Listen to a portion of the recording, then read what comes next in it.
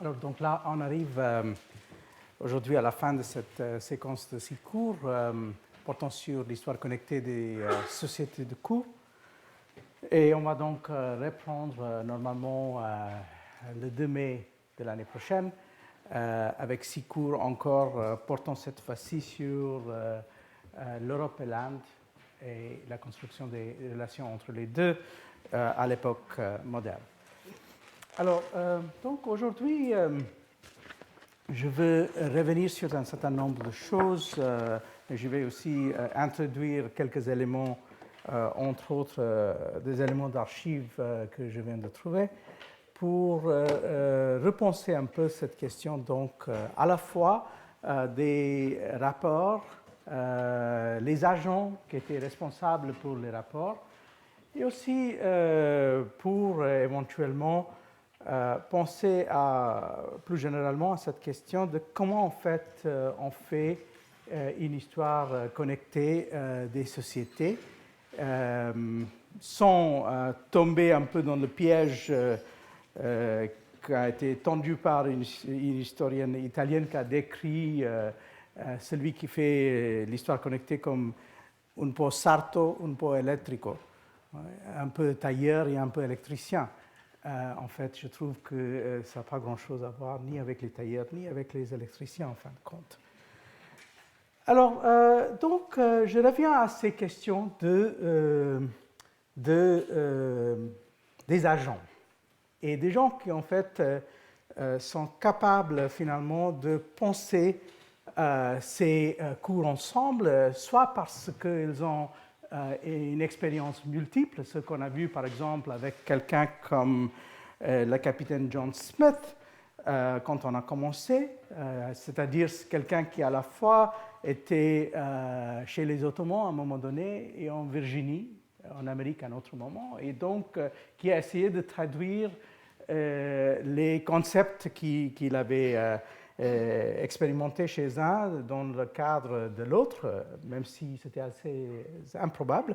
Et bien sûr, quand on pense à ce genre de choses, on revient à un texte classique comme celui-là, le Libro del Cortegiano de Castiglione du début du XVIe siècle.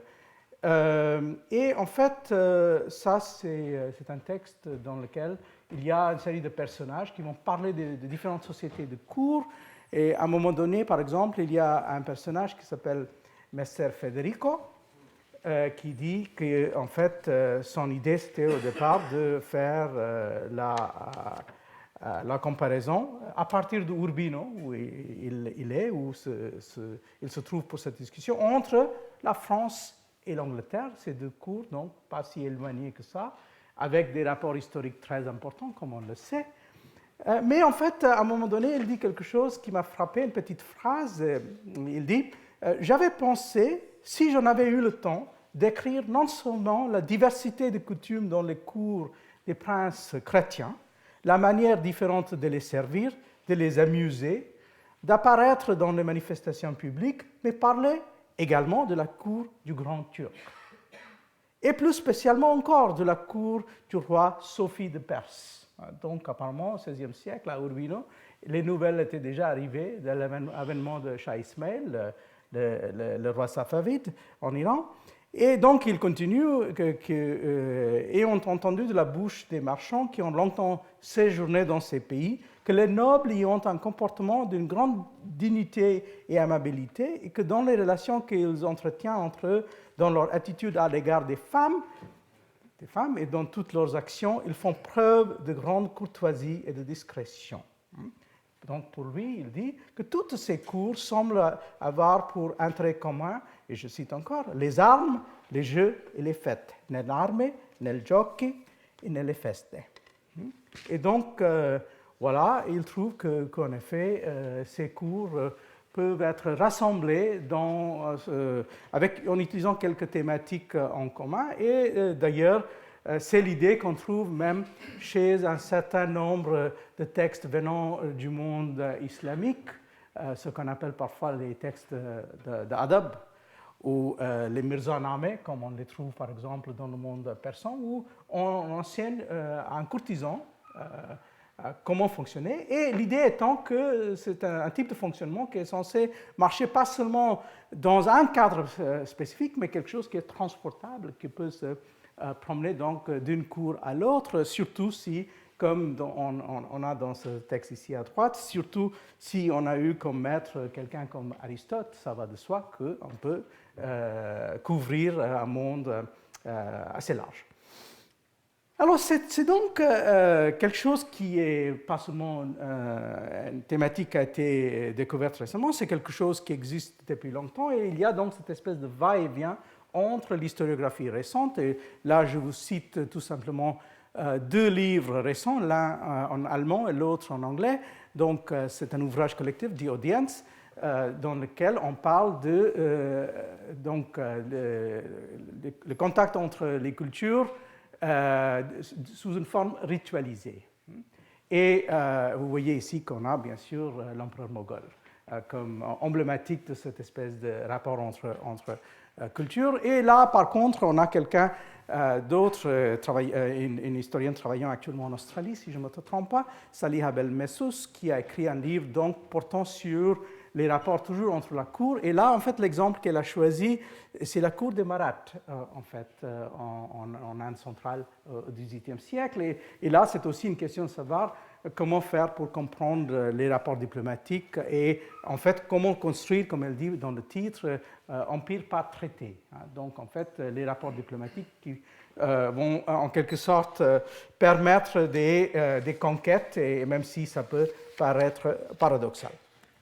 Alors, on sait que pour tout ce qui est rapport ritualisé entre cultures de cour, l'exemple probablement le plus frappant et aussi d'un point de vue empirique le plus soutenu, c'est en réalité l'exemple japonais.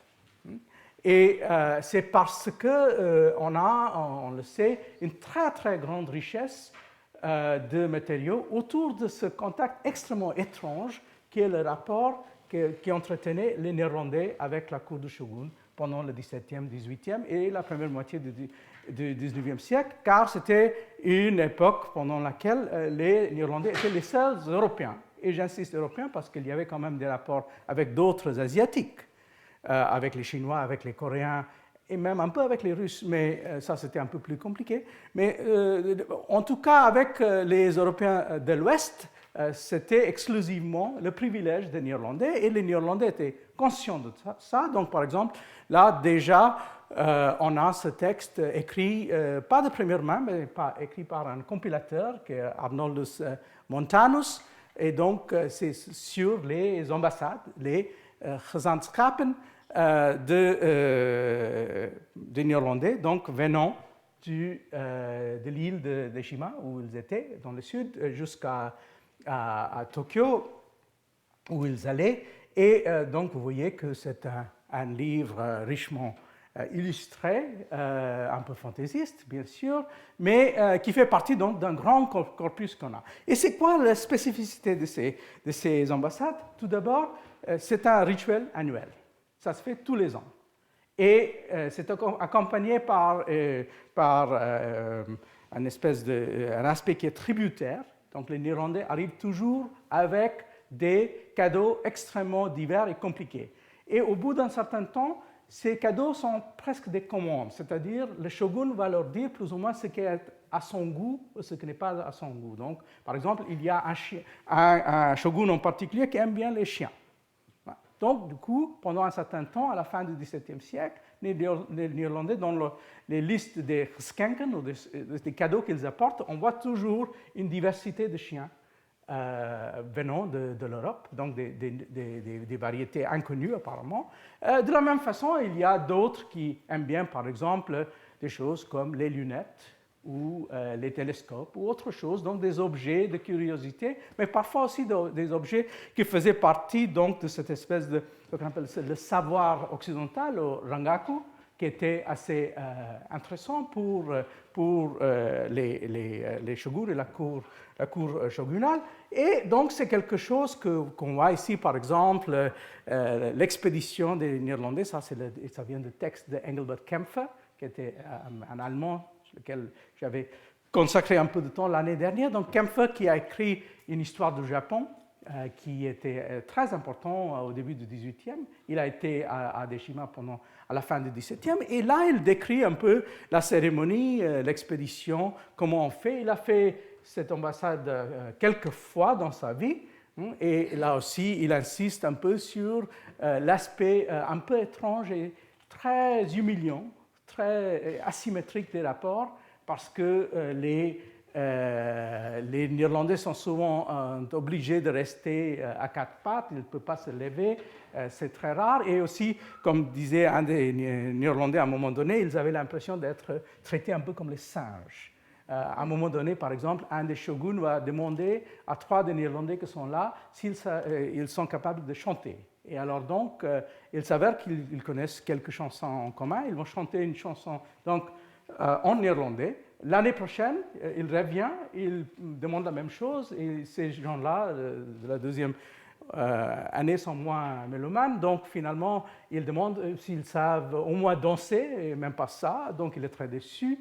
Et là, vous voyez qu'il les traite un peu comme des objets de curiosité, même ces gens venus donc, de l'Occident. Donc, on a cette possibilité qui a été donc, développée à partir de l'ouvrage de François Caron, flamand qui travaillait pour les Néerlandais au milieu du siècle, à une époque un peu chaotique, où il y avait donc, vous voyez ici, une illustration japonaise montrant les rapports plutôt violents au début entre Néerlandais et Japonais qui finalement a été contrôlé par cette situation artificielle de restreindre la présence néerlandaise dans une île, puis d'avoir ces espèces de rapports ritualisés et très très contrôlés pour éviter justement la violence. Et d'ailleurs, donc, maintenant, on n'a pas seulement des textes comme celui-là de Peter Rietbergen, qui est très utile, mais plutôt un récit, je dirais, descriptif, hein, que vous voyez ici à droite, mais le livre de Adam Klulo qui vient de sortir, qui est un ouvrage remarquable de quelqu'un qui à la fois a une très bonne maîtrise des sources en japonais et des sources en néerlandais. Donc il fait exactement la jonction entre les deux sources. Il peut lire un corpus de sources contre l'autre pour arriver à faire une analyse, comme il fait, extrêmement fine de ces relations, en quelque sorte, une espèce de modèle pour moi de comment traiter l'histoire culturelle des rapports diplomatiques, donc une espèce d'histoire connectée finalement de culture de cours aussi. Alors, mais mon propos aujourd'hui, c'est passer à une autre situation. Une situation, donc on a le choix. On a beaucoup de possibilités pour traiter de ces rapports, mais pour terminer cette séquence, je voudrais revenir un peu sur des questions françaises. Et là, bien sûr, on a l'avantage qu'on a toute une histoire des tentatives, entre autres, faites par des professeurs de Collège de France, comme ce livre d'Emmanuel Leroy-Ladurie sur Saint-Simon ou le système de la cour, parlant donc justement de la cour de Louis XIV, où en fait le cadre est plutôt d'une histoire, moi je dirais, comparée. Et même, il y a un moment donné, une tentative de la part de M. Leroy-Ladurie de faire quelque chose qui m'a toujours frappé, comme très intéressant, où il fait une comparaison entre la conception du système de caste chez l'anthropologue Louis Dumont avec le système hiérarchique de la cour de Saint-Simon. Donc vous voyez que c'est une espèce d'histoire, une tentative de faire une comparaison, mais une comparaison qui n'est pas une comparaison qui est entre deux situations contemporaines, mais plutôt un modèle qui vient d'un anthropologue du XXe siècle avec quelque chose qui vient d'un courtisan du XVIIe.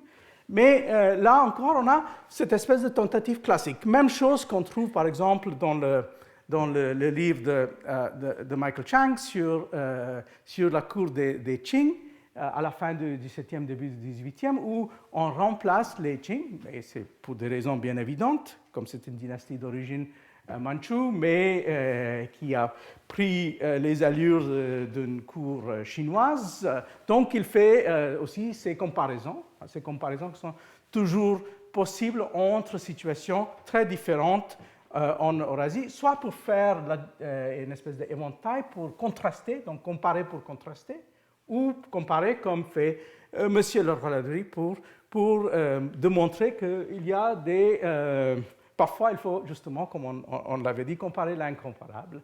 Il fallait donc aller de l'Inde du XXe siècle jusqu'à la France du XVIIe siècle.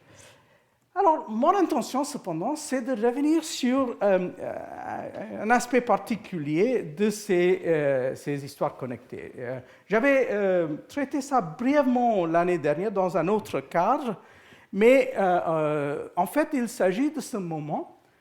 C'est le tout début du règne de Louis XIV et c'est le moment quand on va donc créer la Compagnie royale des Indes en 1664 sous Colbert, et ça donne donc l'occasion de faire, de tisser une série de rapports diplomatiques, mais aussi des rapports qui vont donc donner lieu à des histoires connectées finalement entre les sociétés de cour.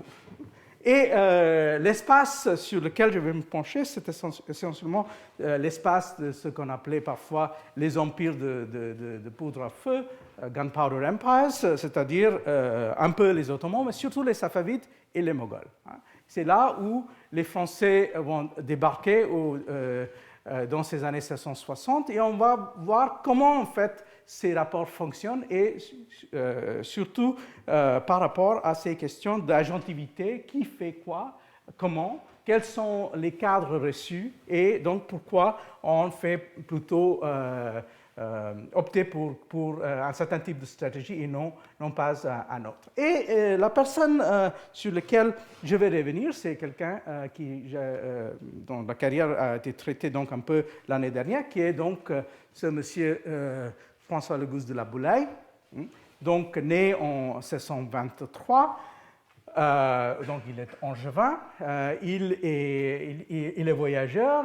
Quand il est relativement jeune, il va faire des voyages en Europe, en Irlande, il est là pendant la guerre civile, et puis il se promène un peu ailleurs en Europe, et finalement il va revenir chez lui dans les années 1650, et il va publier donc ce livre, le livre de ses voyages en 1653, deuxième édition 1657, et il devient assez célèbre, il est très connu, il est même reçu à la cour, il est donc apparemment, ça c'est un peu plus difficile de démontrer, il aurait peut-être lancé un petit mouvement de mode persane.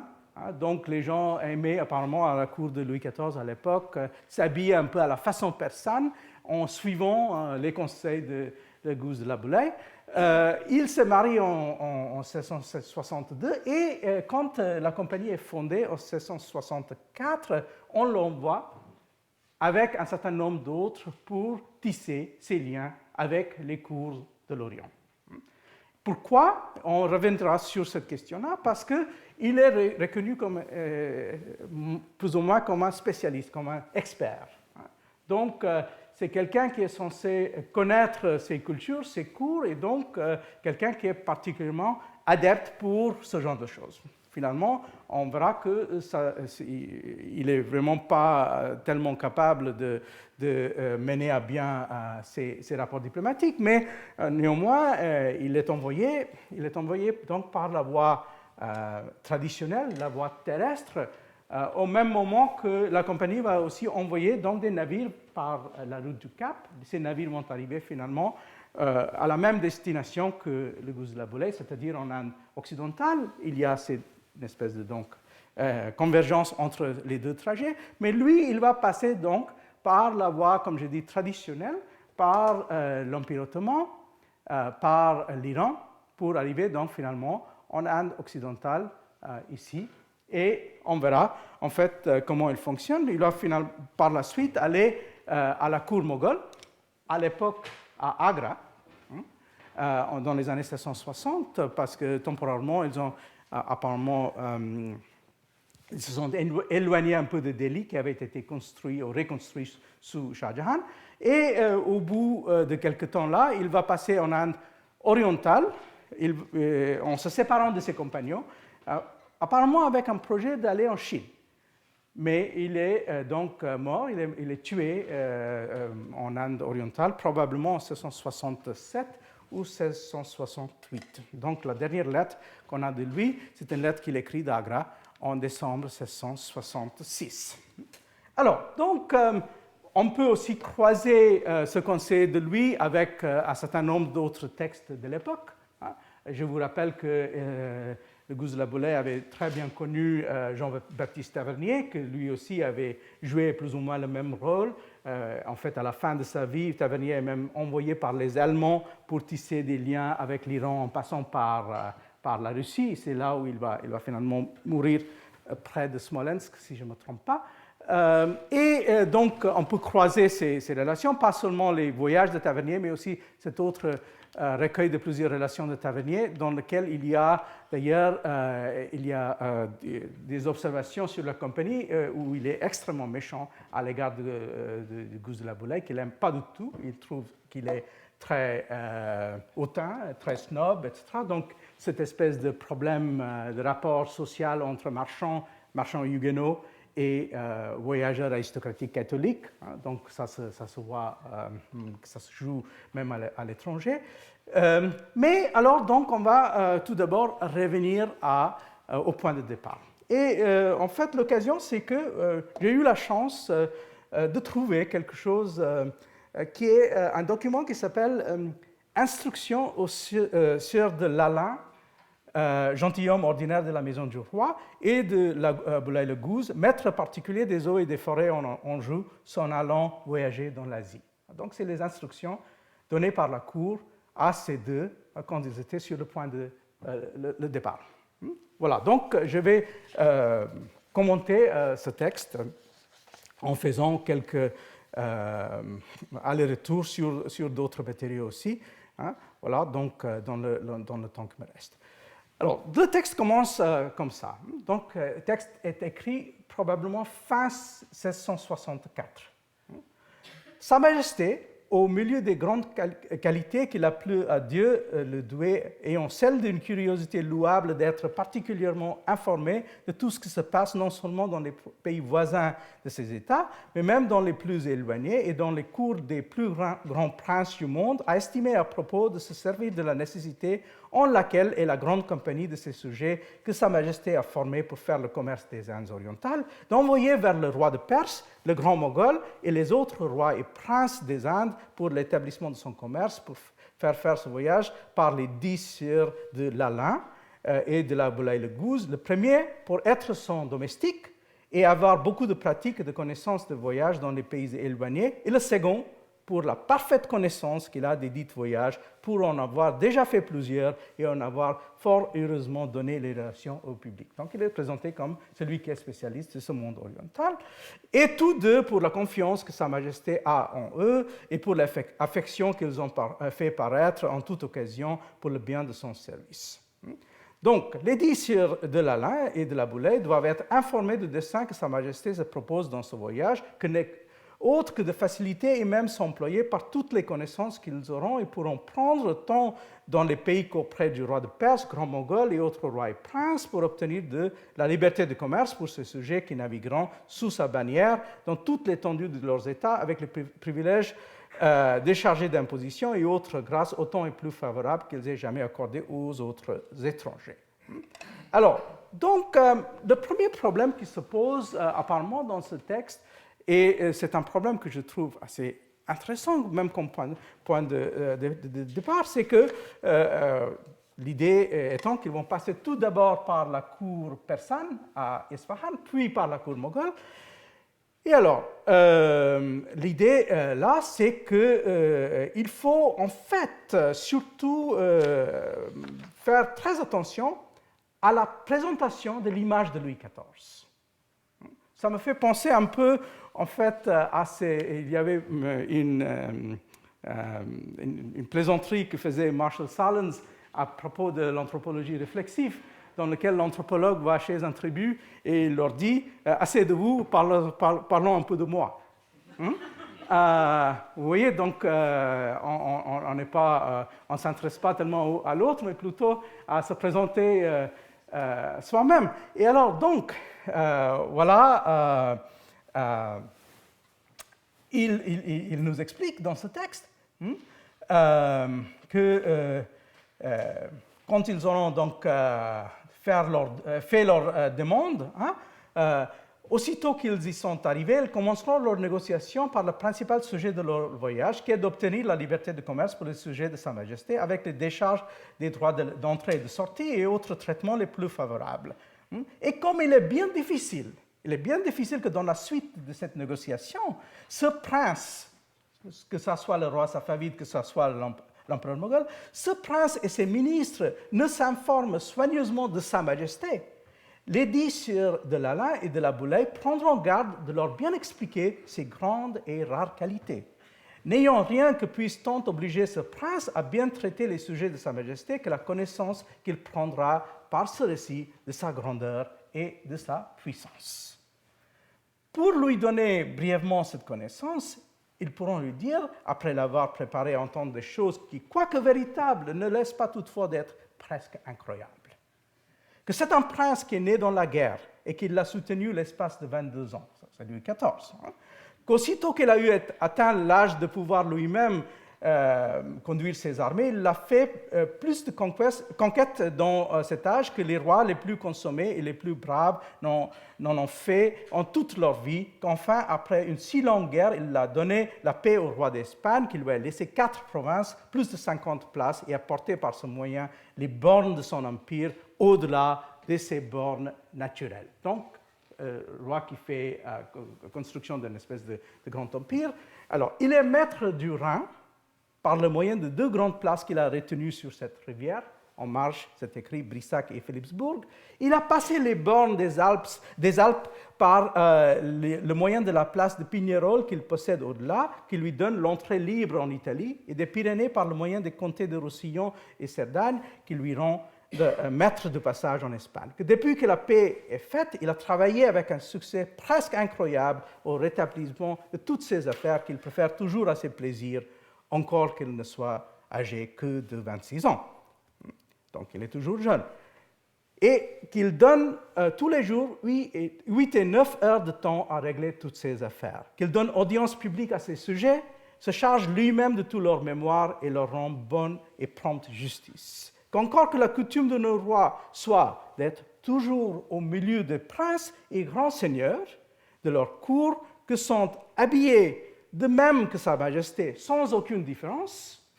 Vous voyez la différence avec les princes orientaux. Ils sont habillés de même que Sa Majesté, sans aucune différence. Il n'est jamais arrivé qu'un inconnu l'ait pris pour un autre, ni un autre pour lui. Tant la beauté et la grandeur de sa taille et la majesté de son visage sont faciles à remarquer.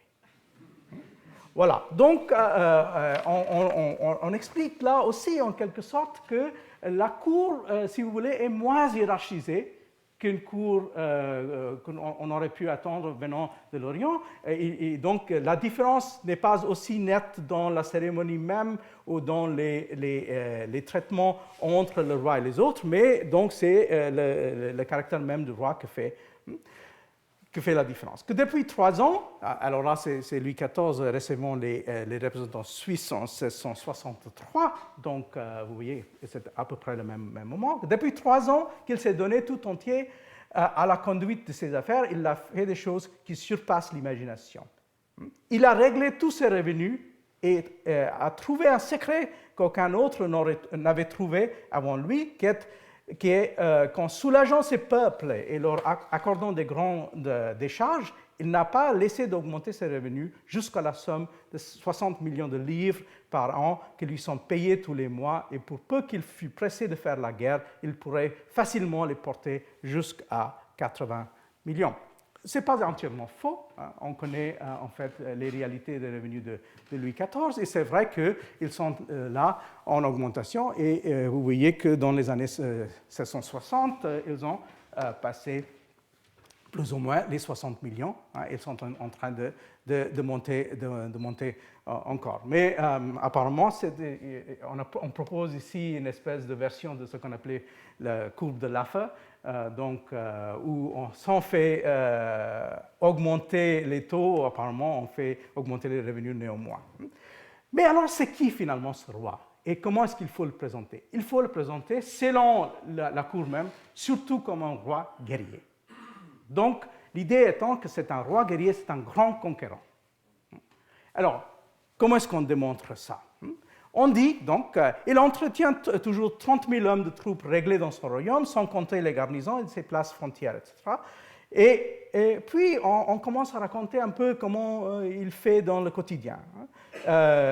Il a donc sa garde ordinaire qui consiste en 10 000 hommes de pied en 2 régiments, le premier de 6 000 Français et le second de 4 000 Suisses, en 800 vieux officiers restés de la guerre de 25 ans qui servent à la garde de sa personne et qui le suivent partout, 100 Suisses vêtus de ses livrets avec hallebarde, 100 archers qui servent à la justice de sa cour et suite, et 50 archers qui servent à la garde des portes, 600 mousquetaires à cheval vêtus de ses livrets, et 500 autres cavaliers en 2 compagnies, l'une des gendarmes et l'autre des chevaux légers, tous gentilshommes ou vieux officiers de ses troupes. Alors là, en fait, c'est une espèce d'auto-ethnographie qu'on est en train de pratiquer. On se met dans les pieds de quelqu'un qui aurait été un voyageur oriental venu chez Louis XIV, parce que c'est exactement le même type de description qu'on aurait fait si on était français à la cour d'Iran. En décrivant la garde du roi ou avec le roi moghol, c'est à peu près ce qui fait, par exemple, quelqu'un comme Malherbe au début du XVIIe ou quelqu'un comme Hérillard dans les années 1620. Donc, en fait, on leur dit en effet que vous n'avez pas besoin de venir nous voir pour faire votre description. Nous allons vous donner la description selon les règles du récit de voyage. Et alors, donc, il y a ces mousquetaires, il y a des chevaux légers, etc., etc. Et donc, là, on continue, mais en restant un peu moins discret, qui ont trouvé ces forces maritimes entièrement perdues et anéanties, quoiqu'il soit beaucoup plus difficile de les rétablir que celles de terre. Il n'a pas l'aîné d'y travailler avec tant de soin et tant d'application qu'en ces 3 années, il a remis en mer 15 galères, les meilleurs de toute la mer Méditerranée, et 50 grands vaisseaux de guerre, armés chacun de 40 à 50 pièces de canon de fonte verte, qu'il continue de bâtir ces vaisseaux et des galères de tous côtés, et on dessein de mettre en mer dans le même temps de 3 années, jusqu'à 30 galères et 100 vaisseaux de guerre. Donc, roi guerrier, roi extrêmement fort, etc. Et alors, là, on commence donc à raconter avec force de détail toute une série de choses. Donc, on parle, par exemple, de cet épisode de 1764, qui est la bataille de Saint-Gothard en Hongrie, où les Français sont impliqués dans une petite guerre, ce n'était pas grand-chose, où ils ont eu besoin donc d'affronter les Ottomans. Donc, vous voyez, en fait, là, on revient un peu sur le rapport plutôt amical qu'on avait avec les Ottomans au XVIe siècle. Donc, Louis XIV. Il les a fait passer depuis la frontière de son royaume jusque dans la Hongrie, sans faire le moindre désordre, c'est-à-dire les troupes. Le jour même qu'elles y sont arrivées, l'armée des Turcs ayant forcé le passage d'une rivière qui le rendait maître de toute la Basse-Hongrie, et ensuite de toute l'Allemagne, mis en fuite les troupes de l'Empire. Alors, les Habsbourg sont toujours déconsidérés dans ces récits. Les Français, qui étaient chargés de la garde d'un autre passage que les Turcs menaçaient incessamment de tenter, ne les laissaient pas, voyant le pressant besoin de l'Empire et la ruine qui était indubitable, etc., de détacher une aile de leurs troupes. Et donc, finalement, ils ont lutté autour de cette rivière, ils ont gagné, et voilà que les Turcs ont été battus. Mais ce n'est pas seulement ça. Il est en fait, il est un peu partout, c'est ce qu'on raconte. Quand, en la même année, non seulement il a employé ses forces maritimes pour réprimer les corsaires de Barbarie qui infestaient la mer Méditerranée, mais même pour les tenir en bride, il a fait passer la mer à ses troupes qui ont pris le poste de Gigérie, sur le côte de l'Afrique, lequel il fait fortifier pour contenir de plus près et empêcher la continuation de leur piraterie. Alors ça, c'est un petit épisode où je ne sais pas si il y a... c'est certainement connu par la fiction, parce que si vous vous souvenez de la mort de Raoul de Bragelonne dans Dumas, en fait, il meurt là, à Gigéry. Hein. Et c'est donc en 1664. Mais ce qu'on ne raconte pas, c'est qu'il y avait un premier moment quand ils ont fait la conquête, mais un deuxième moment quand ils ont été repoussés. Donc, en fait, en fin 1664, les Français n'étaient plus sur Gigéry, ils avaient été chassés de la place. Mais à l'époque, quand on fait ce rapport, ils sont toujours là. Donc, deuxième grand exploit. Il continue. Et en la même année, il a envoyé ses forces maritimes jusque dans la terre ferme de l'Amérique, où il a établi une puissante colonie de ces sujets, outre toutes celles qu'il avait déjà dans les îles appelées Antilles. Et en la même année, il a formé une grande compagnie de ces sujets pour faire le commerce dans l'Asie et les Indes orientales, en sorte que l'on peut dire avec vérité qu'en une même année, il a porté la gloire de son nom dans les 4 parties du monde. Comment? Alors, il explique. En Europe, en portant ses armes victorieuses contre le grand seigneur. En Afrique, en renfermant par ses forces maritimes les corsaires de Barbarie dans leur port et occupant le poste de Gigéry. Dans l'Amérique, par l'établissement de ses colonies. Et dans l'Asie, en obligeant ses sujets d'y porter leur commerce pour se joindre par ce lien d'amitié avec ceux des grands princes qui commandent. Donc, il est dans les 4 parties du monde. Et voilà, donc, on a compris que c'est quelqu'un qu'il faut prendre au sérieux, mais surtout comme un roi très expansionniste, très guerrier, etc. Mais il y avait néanmoins un petit problème. Et le problème se posait parce qu'ils étaient conscients du fait que, en réalité, ces 2 personnes, les sieurs de Lalaing et de La Boulaye, qui étaient envoyés, n'avaient pas avec eux grand-chose. Donc, ils étaient pas vraiment, ils étaient peu crédibles finalement comme envoyés d'un si grand roi. Donc là, on essaie quand même de mettre un peu, à la fois un peu d'eau dans le vin, en disant qu'il faut aussi être sûr de ne pas dire qu'ils sont vraiment des ambassadeurs. Alors, donc, vous voyez que, comme Sa Majesté n'estime pas qu'il soit du bien de son service qu'aucun paraisse en son nom près de ses princes, qu'avec l'équipage et toute la suite nécessaire et proportionnée à sa grandeur et sa dignité, les 10 sieurs de Lalaing, de La Boulaye, observeront de ne se dire ni envoyés ni députés de Sa Majesté, mais seulement gentilshommes français, curieux de voir des pays étrangers et chargés par la compagnie établie dans le royaume est composée de tous les princes et grands de l'État, avec tous les marchands des principales villes, pour faire le commerce dans l'Asie et l'Inde, de demander aux 10 rois et princes la liberté de commerce. Et pourquoi? Alors, c'est parce que on fait tout de suite une petite comparaison. Ça vient du récit de Chardin. Donc, Chardin, qui était grand connaisseur du monde, surtout du monde iranien, aussi le monde ottoman, qui n'avait jamais passé tant de temps avec les Moghols, mais regardez par exemple cette description qui vient de Chardin. Je vis à la cour de Perse, la première fois que j'y arrivais, un ambassadeur de Grand Moghol. C'est un autre type d'ambassade. Avec un aussi grand train, à mon avis, qu'aucun ambassadeur ait eu jamais. Le Grand Moghol n'avait point encore envoyé d'ambassadeur au roi de Perse, quoique le roi de Perse lui en eût envoyé un à son avènement à la couronne des Indes l'an 1660. Il se trompe un peu, mais il parle ici de Aurangzeb. Cet ambassadeur était arrivé en Perse l'an 1663. Donc vous voyez, c'est juste 1 an et demi avant cette ambassade-là, avec un train de 8000 hommes, de 4000 chevaux et de 8000 bêtes de charge, presque tous chameaux. Il fut 6 mois en chemin, depuis les frontières jusqu'à la cour, et 9 autres mois avant que d'avoir audience, et durant tout ce long temps, ils étaient logés et défrayés. C'était un vieillard grave et sage nommé Tarbiat Khan. Le sujet de son ambassade était pour redemander la ville et la forteresse de Kandahar, que dans ces derniers siècles est la matière de contestation perpétuelle entre les Persans et les Indiens, comme toujours, Chardin est plus ou moins exact, mais vous voyez que si on est face à ce genre de manifestation qui se présente comme ambassade, il faut être un peu plus sérieux. Donc, du coup, on voit pourquoi on a pris ces précautions pour dire que c'était pas vraiment, c'était ambassade, mais pas ambassade, c'était pas de vrais envoyés non plus, etc.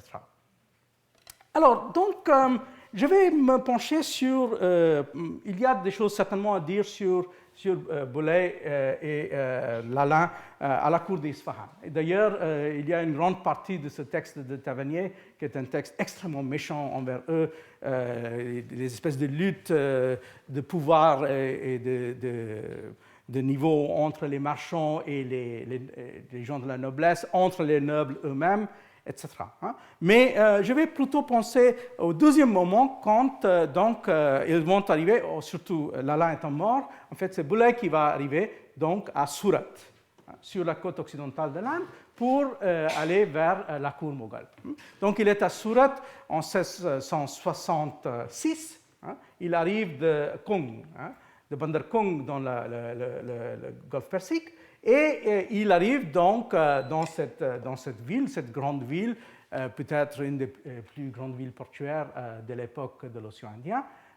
Et il va voir, il y a là le château, là c'est les deux ancêtres, et donc il va voir tout d'abord le gouverneur, qui est normalement quelqu'un qui est assez bien placé, mais il a de la difficulté pour se rendre crédible, parce qu'il n'a pas ce qu'il faut au niveau des équipages, etc. Donc, voici la lettre qu'il écrit en avril 1666 à Colbert.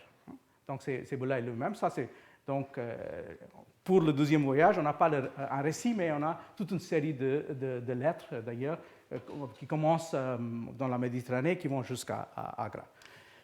Ce matin, nous avons donc été voir le gouverneur de Surat pour lui demander la permission d'aller trouver le roi, sur ce que l'on nous avait averti que nos ennemis essayaient à nous faire rester jusqu'à l'arrivée de nos vaisseaux, parce qu'il y avait donc les vaisseaux de la compagnie qui arrivaient par la route du Cap, mais toujours pas arrivés à l'époque.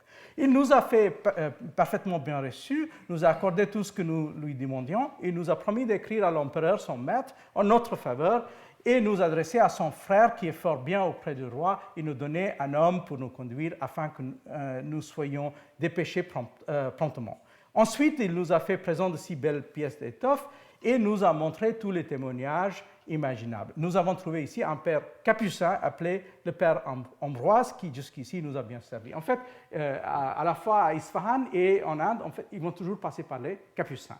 Et d'ailleurs, cette médiation faite par les religieux catholiques reste un sujet à étudier, parce que même si on a consacré une certaine attention à un personnage en particulier, qui est le père Raphaël Dumont, qui était pendant assez longtemps à Isfahan, il y a d'autres, il y a donc ce père Ambroise de Neuilly, si je ne me trompe pas, il y avait un père Ephraim de Nevers, il y avait père Zénon de Baugé, etc.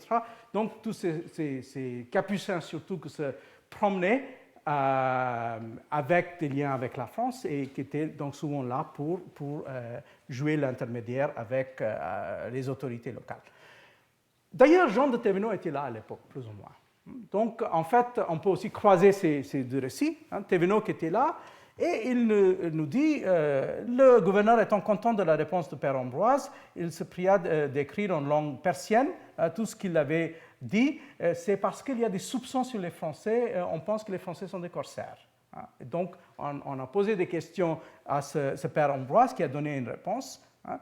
Aussitôt qu'il le fait, il l'a envoyé à la cour. Le grand Moghol l'étant fait lire au divan, et en fut satisfait aussi bien que ses officiers, et tous souhaitèrent ensuite l'arrivée des vaisseaux français. En effet, ce gouverneur fit 1000 amitiés aux sieurs de la Boulay et Bébert. Maintenant, il n'y a plus, Lalin étant mort, il y a Bébert qui est le deuxième qui est avec lui, envoyé de la compagnie, et leur dit que sur le témoignage de Père Ambroise, il leur rendait tous les services qu'il pourrait. Le président anglais, alors là, on rentre dans une petite histoire qui est assez intéressante. Le président anglais, c'est donc le chef du comptoir anglais. Ancien ami de ce père, leur fit aussi tous les honneurs qu'il put après leur avoir envoyé son carrosse, etc. Mais c'est qui ce président anglais? Il s'avère en fait que ce président anglais, c'est quelqu'un qui est pas seulement un ami du père Ambroise, mais qui est un grand ami de la Boulay. Et il y a donc des liens assez intéressants entre anglais et français, parce que cet anglais en question, c'est un aristocrate anglais qui s'appelle donc George Oxenden. Vous voyez ici son tombeau à Surat. Il s'est fait, et aussi lui et son frère, sont morts à Surat et on a construit ces espèces de bâtiments hybrides qui est dans le cimetière anglais, avec des grands textes d'ailleurs en latin sur leur pierre tombale. Je pense que celui du frère cadet, qui est Christopher Oxenden, était écrit en latin en vers et l'autre en prose, mais en tout cas, ce sont des grands messieurs. Et d'ailleurs, ce sont des personnes assez intéressantes, et je vais ouvrir et fermer cette parenthèse qui pour moi reste un sujet à traiter plus en détail. Oxenden était donc royaliste, il était aristocrate, il venait d'une grande maison en Kent, et il était très, très lié avec Charles II, la cour de Charles II, etc. Mais il était aussi très, très lié avec tout un milieu littéraire. Et ce qui a produit quelques effets un peu inattendus. Par exemple, il y a un texte assez amusant publié dans ces années qui s'appelle Hudibras.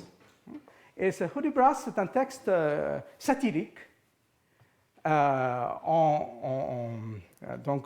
texte poétique écrit par Samuel Butler. Et Samuel Butler, en fait, il se moque des différences religieuses, il se moque de plusieurs choses. Et parmi les vers, il y a par exemple ça qui vient, qui est assez connu. Je vous donne la traduction française de l'époque, qui n'est pas si jolie que la version anglaise. Alors, donc, du roi de Cambay, on assure qu'il ne prend pas d'autre nourriture que des aspics et des crapauds, ou tels venimeux animaux, et si piquante est son haleine qu'à chaque nuit crève une reine. Et alors, là, par contre, la version anglaise, beaucoup plus économique et beaucoup plus frappante, c'est « The prince of Cambay's daily food is asp and basilisk and toad, which makes him have so strong a breath that each night he stinks a queen to death. » Et d'ailleurs, ça c'est intéressant parce que c'est une information qui porte sur le sultan de Gujarat, Mahmoud Begra. Et déjà au début du XVIe siècle, il y avait des mythes qui couraient autour de Mahmoud Begra, qui avait l'habitude de prendre des poisons en petite quantité pour éviter d'être empoisonné. Mais le résultat, c'est que quand il était assis dans sa cour, si une mouche se posait sur lui, elle tombait morte tout de suite. Et alors là, ce que je trouve intéressant, c'est que Butler, en fait, avait une certaine connaissance de toutes ces choses, et c'est assez probable qu'en fait, ça venait de sa correspondance, parce qu'on a préservé une partie dans les archives de la correspondance d'Oxenden, et il y a pas mal de lettres échangées donc, entre lui et Butler, et vous voyez un peu comment ces espèces d'aspects mythiques comme ça, ou comme il y a une fameuse histoire des singes dans la cour moghole qui parlaient. Et en fait, ce genre de choses viennent donc en Angleterre, ils vont même s'incorporer dans la littérature anglaise de l'époque. Donc, Oxenden, c'est aussi une pièce clé dans le dispositif de La Boulaye. Il va aussi jouer Oxenden pour avancer son affaire. Mais alors, donc, finalement, il arrive à Agra. Et qu'est-ce qu'il est censé dire, à part ces questions de parler de Louis XIV, grand guerrier, grand conquérant, etc. Alors, selon les instructions, voici ce qu'il est censé dire. Outre toutes ces grandes actions que regarde le dehors, il, c'est-à-dire Louis XIV, ne s'applique pas moins à ce qui regarde le dedans de son royaume, où il fait partout régner la justice, ce qui lui donne l'amour et la vénération de tous ses sujets. Outre cela, il prend plaisir à faire fleurir les beaux-arts dans son royaume et à les employer à sa grandeur et à sa magnificence. Il fait son séjour ordinaire dans la ville de Paris, capitale de son royaume, qui est composée de 40 000 maisons et de 800 000 âmes.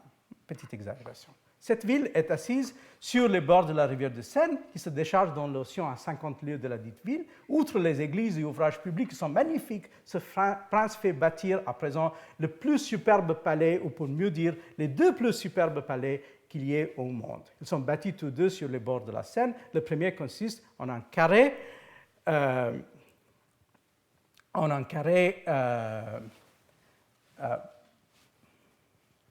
dont les faces sont de 70 toises et les appartements doubles, et le second qui est à 500 toises et ce premier consiste en une seule face de 165 toises. Ces deux palais sont joints par deux galeries qui s'étendent le long de la rivière, l'une de 40 toises et l'autre de 500, etc., etc. Donc, on va décrire ces deux palais. On n'est toujours pas à l'époque de Versailles, bien sûr, on est toujours dans le Louvre, et on continue. Quand les ambassadeurs et princes étrangers viennent à l'audience de ce prince, dans les occasions de cérémonie, après avoir vu en bataille dans leur poste toutes les troupes qui sont à sa garde, passent au travers de cette grande cour du premier palais, ils montent en un escalier superbe, ils passent les appartements qui sont l'étendue de 70 toises, etc., etc.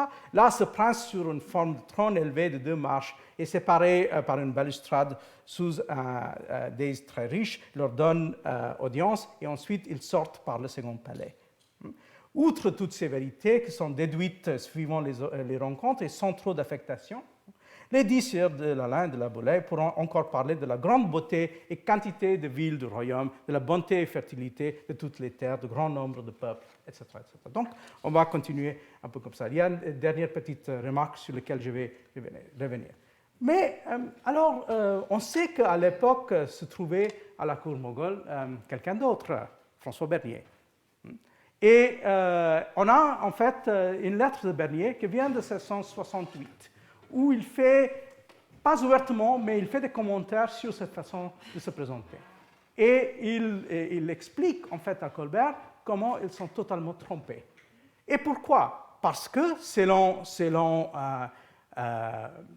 Bernier, impossible pour les Moghols d'imaginer cette espèce de comparaison entre eux et cet autre roi. Et surtout selon Bernier, et je vais revenir sur cet aspect-là de son texte, le problème c'est que les Français sont déjà soupçonnés d'être des corsaires, des gens extrêmement violents. Et toute l'expérience qu'ont les Moghols des Européens, c'est en leur voyant comme des gens qui sont sans borne, sans contrôle et potentiellement qui représentent une violence inouïe. Alors donc, pour Bernier, il faut surtout en fait essayer de soulager les gens. Et on ne peut pas atteindre pour lui l'empereur. L'empereur est un peu trop inaccessible. Il faut passer par un certain nombre de grands. Il y a surtout donc quelqu'un qui était son maître à lui, pour qui Bernier avait travaillé pour faire des traductions de grec et de latin en persan, qui est Danishmand Khan. Mais c'est surtout ce monsieur-là qui est l'homme clé de la cour à l'époque. On est dans les années 1760 et c'est Omdat al-Mulk Jafar Khan. Il est, je ne trouve pas le mot en français, mais en persan on dirait Hamzulf. Donc, lui et Shah Jahan étaient mariés à 2 sœurs. Donc vous voyez qu'ils n'étaient pas exactement beaux-frères, mais en quelque sorte, le mot Hamzulf veut dire des gens qui partagent des cheveux en quelque sorte. Donc lui, c'est un Iranien. Il est donc descendant d'Etemad-ud-Dawla et de Asaf Khan. Mais c'est lui donc, tout en étant donc persan et probablement donc chiite, détenait un grand pouvoir à la cour moghole à l'époque, et étant persan, il est aussi assez probable qu'il avait beaucoup d'intérêt lui-même pour le commerce. Donc, c'était très important pour lui d'avoir des gens qui n'étaient pas aussi violents que les Néerlandais, par exemple, ou les Portugais. Et voilà ce que dit Bernier dans sa lettre. Or, je croirais surtout nécessaire de faire bien entendre à Jafar Khan, et avec adresse, le vrai motif qu'ont eu les Français de faire cette campagne, de venir aux Indes, afin de leur pouvoir ôter, comme j'ai dit, tout mauvais soupçon, et de leur faire bien comprendre que c'est pour le bien de l'Hindustan. Tâchons bien de leur faire comprendre que de tous les Frangis, les plus industrieux et les plus grands ouvriers sont les Français. Que c'est en France qu'ils se vendent presque toutes les marchandises des pays étrangers pour y être mises en œuvre. Que la France est comme, c'est drôle comme il utilise un mot persan dans sa lettre en français, mais que la France est comme le Karkhane général. Le Karkhane étant une espèce de factorerie en quelque sorte. C'est comme le Karkhane général de Frangistan et comme le magasin où se viennent fournir des manufactures toutes les nations de ce côté-là. qu'ils ont par conséquent besoin de marchandises de toutes sortes, qu'ils sont obligés d'en aller chercher dans les pays étrangers, comme dans l'Italie et le royaume de Khandaqar, c'est-à-dire l'Empire ottoman, aux grands seigneurs et autres qui se vendent là bien plus cher que dans l'Indostan. Qu'ils sont obligés de prendre quantité de celles que les Anglais et Hollandais apportent des Indes et les achètent très cher au prix qu'ils veulent. Alors, donc, stratégie de Bernier, c'est tout à fait autre. Il ne faut surtout pas parler de la guerre. Il ne faut surtout pas présenter Louis XIV comme... Il faut le présenter comme on aurait dit au début du XVIe siècle, comme un roi épicier en fait.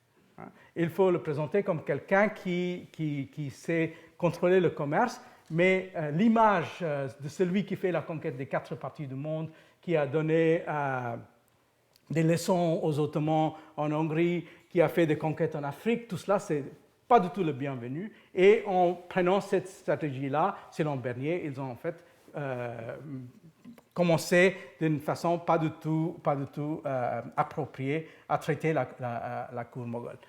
Et d'ailleurs, si, comme on imagine, donc Boulay et Bébert étaient passés par là, par le fort rouge d'Agra, s'ils étaient dans cette cour de Grand Moghol, soit ici, dans un de ces deux endroits, il aurait donc probablement eu de mal à se présenter autrement, et surtout avec des présents des cadeaux très pauvres qu'ils avaient avec eux, autrement que comme représentant d'un royaume donc, qui n'était pas du tout en train de faire la conquête générale du monde, et même si c'était en quelque sorte la vérité sur ce que Serge Gruzinski a appelé la démesure européenne, c'était peut-être mieux, comme disait Bernier, d'être un peu discret sur cet aspect-là. Finalement, ils ont eu ce qu'ils voulaient. Donc voilà le texte finalement de Farman qu'ils ont eu. Donc ça vient de septembre 1666. Ça c'est le texte où Boulay n'est pas mentionné, mais c'est Bébert qui est mentionné dans le texte, où ils ont donc, il y a donc réponse à la requête à droite, où l'empereur dit « Nous qui par notre bénignité accoutumée et désir du repos et profit de tous, notre volonté et intention à laquelle tous doivent obéir, est que de toutes les grâces, faveurs et libertés dont jouissent les Hollandais et les Anglais, que de même jouissent les Français, et pour cet effet, leur navire venant à notre port de Swali, c'est donc Surat, il leur sera donné un lieu pour y mettre leurs marchandises, etc. etc. Donc, ils sont là à pied d'égalité avec les autres Européens. Donc, ils ont finalement reçu ça, et par la suite, ils ont reçu 2 autres Farman dans les 3 ou 4 années qui ont suivi. Alors, donc, je termine plus ou moins là où j'avais commencé avec ce modèle de la cour moghole. Comment faire pour aborder cette cour? Quoi dire quand on est face à ce roi plutôt imaginaire qui se trouve au milieu de cette cour entouré par ses pachas ottomans et ses mandarins chinois, comme on a dans ce modèle qui est à Dresde? En réalité, vous voyez que ce n'était pas du tout évident pour les gens de l'époque de savoir comment faire. Quelle était la meilleure façon de faire les équivalences? Quelles étaient les meilleures stratégies en quelque sorte? On voit ça déjà dans cette espèce de discussion vive entre 2 sortes de stratégies. Et par la suite, on aura aussi beaucoup plus de discussions en passant par exemple de 1666 au début du XVIIIe, des années 1740, quand autour de Duplex aussi il y a des gens qui ont des opinions très très différentes sur comment aborder les Moghols, quoi faire avec, comment traiter toutes ces questions-là. Finalement, on sait aussi que Guzla Boulay a décidé qu'il ne voulait plus représenter les Français. Il a abandonné la mission, il a abandonné l'ambassade, il est allé chercher le chemin de la Chine. où il a été tué, selon Tavernier, toujours mauvaise langue, il a été tué parce qu'il portait avec lui une caisse avec beaucoup de bouteilles de vin, mais on a pensé que comme c'était très lourd, il y avait des pièces d'or dedans, et c'est pour cela qu'il a été tué en traversant le Gange près de Patna. Mais en tout cas, ce qu'on voit, c'est que finalement, il n'y avait pas une voie ou une solution pour faire une histoire ou une connexion entre les cours. Il y avait toujours plusieurs stratégies, ce qu'ils avaient.